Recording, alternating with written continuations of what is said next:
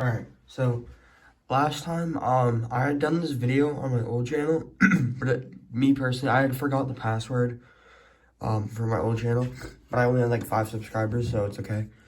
I started this new channel, so today I'm going to be doing a better video, because a lot of people were complaining down below in the comments that the video for the 1875 revolver was not good enough, so I'm going to be doing a better version.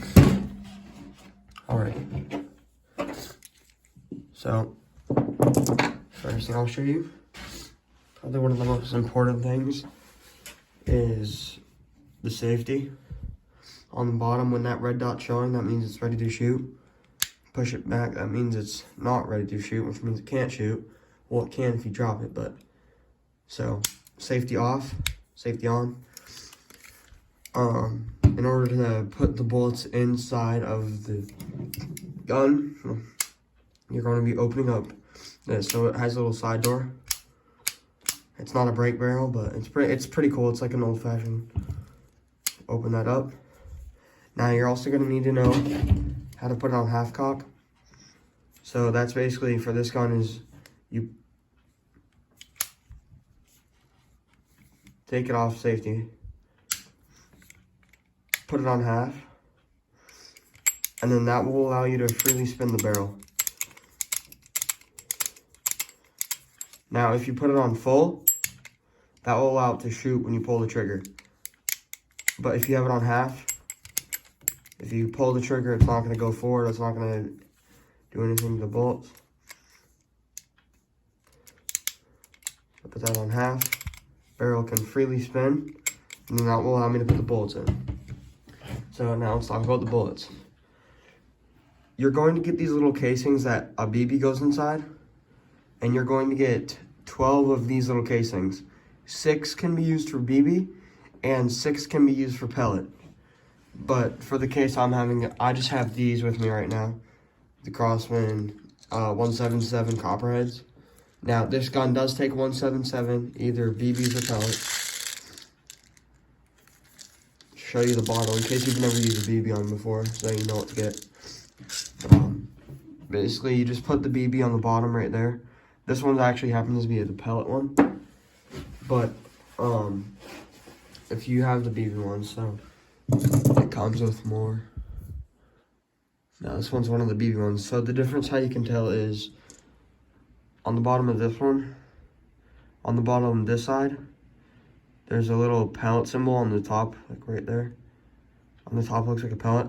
For this one, it says for the BB one, it says 4.5 millimeter, and this one shows pellets. So pellet, BB. You can tell from the bottom. Okay. Now I'm going to take the BB one. I'm just going to dump some BBs out on my table.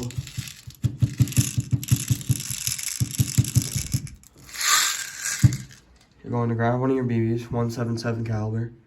You're going to place it in the bottom, and you're just going to push it nice and flush like that. Then with the door open on the side of the revolver, you're going to put it in. Alright, that's loaded. And go to the next one. Now, I can do it way faster than this.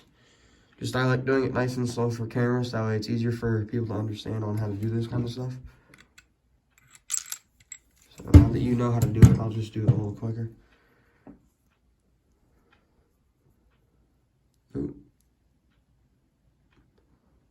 Oop, that one I accidentally put a pellet in, this one won't come out.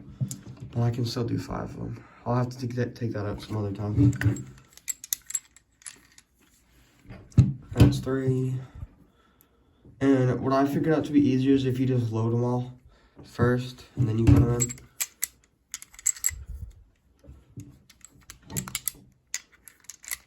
Alright, now that there's BBs in there. Now I'm going to close the door, now it's all loaded. Now I'm going to be showing you how to load your CO2 cartridge. On the bottom, you're going to see this little nub through your thumb. Put it in there, pop. Comes right off. What's good about this gun is it comes with the Allen key you're going to need to open up the CO2. You're going to take that out. Now on the bottom of the gun, you're going to see this. You're going to put that in there. I'm sorry, it's hard to do. Get it in there. And then you're going to loosen it. And as you can see, the screw right there is going to lower. Alright, now you're going to grab your CO2 cartridge. And this gun happens to have extremely good seal. So it barely ever leaks the CO2. It's a really good gun. I would recommend it. It has a really good seal. Alright, and you're going to spin it. Now, as you can see, now it's nice and tight. It's nice and snug. It didn't pop the CO2. Once you get it nice and tight, do one quick one. So, and as you can see, they didn't make any noise but because of how good the seal is. But generally, it will make a noise. So now you have your CO2 loaded. Once it's nice and tight, do one quick one. CO2's in. Now, everything's ready to shoot. Alright, so I have this cardboard set up from one of my previous videos. It's still there. So I'm just going to be shooting at it. And then once I go up close to it, I'll show you where I was aiming at and the groupings.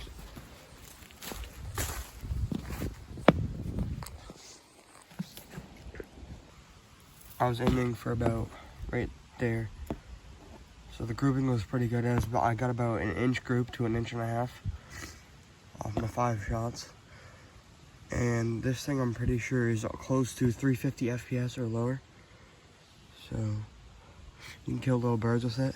I wouldn't kill squirrels with it, but it would be good for that. Alright, now that I've just showed you the shooting, I'm pretty sure the reason why it had an inch to an inch and a half group at like 20 feet is because I'm pretty positive that this gun is not rifled. It's a fun gun to mess around with if you just want to do some plinking. Yeah, I'm pretty sure it's not rifled. For the price I paid for it, 120 bucks, it's a pretty good deal. Really fun. You could either use it for shooting or you could just use it as a good shelf gun. It looks pretty cool. It's nice and shiny. I've also picked up this holster. I don't really remember what brand it is. I know it's from Maine though. This was about an $80 bison leather holster. It's kind of expensive, but I thought it fit that kind of gun nice, and it fits perfectly because it's meant for a gun like this. The barrel sticks out a little bit, but that doesn't matter. It fits almost like perfect. Yeah, and then when you go to take the CO2 out after I've just shot, you're just going to be opening it back up, and then you're just going to loosen this. For me personally, because the CO2 is full, and because I only shot those 5 rounds, it's going to go crazy. So I'll do that off camera. But when you go to unscrew yours, if it still has a little bit of gas in there, it's gonna burst out of the gun. It's not gonna break anything. It's just gonna get really cold really quick. So just try and don't touch the CO2 coming out of it, and you'll be fine. So if you want to clean the gun, I would recommend, if you go to the front of this gun, you'll see this. You go towards the barrel, or the back of the barrel, you see this. Press this and pull this at the same time, and then it will come out.